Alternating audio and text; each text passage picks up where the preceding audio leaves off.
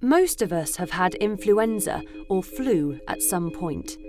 At first, the symptoms of this virus are not so different from the common cold. Cough, headache, blocked nose and sore throat. But people with flu can also have a very high temperature and experience severe tiredness and aching all over the body.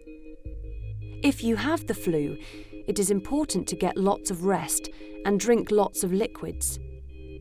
Sometimes it is also necessary to take medication to lower your temperature. The flu can be very unpleasant, but most people, especially young, healthy people, make a full recovery within 1 or 2 weeks. However, there are very serious forms of flu, which have spread around the world and killed millions of people. The 1918 flu pandemic is thought to be one of the worst natural disasters in human history. The virus was so deadly that it killed people in a single day. People started to feel ill in the morning and were dead before dinner. Usually, other forms of the flu are only dangerous for the very young, the very old, or people who are already ill. The 1918 flu, on the other hand, was most dangerous for people who were very healthy at the time.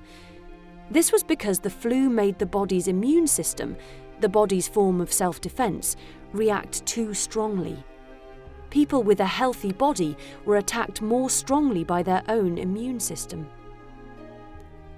Another reason why the 1918 flu pandemic was so serious was its timing. In 1918, countries were still fighting the First World War, and soldiers were still moving all over the world to fight. This helped the disease to spread quickly and to all corners of the globe.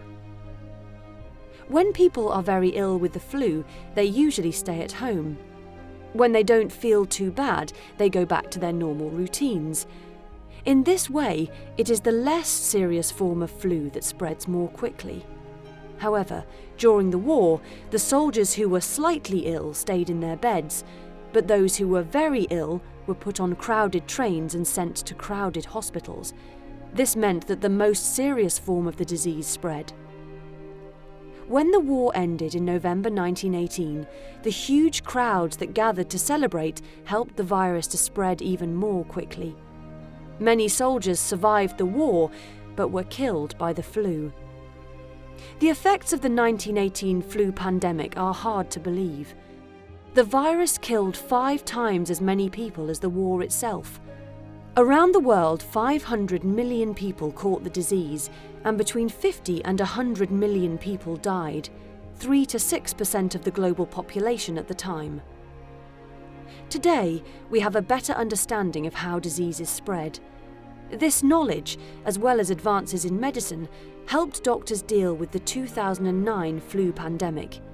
Even so, many thousands of people died.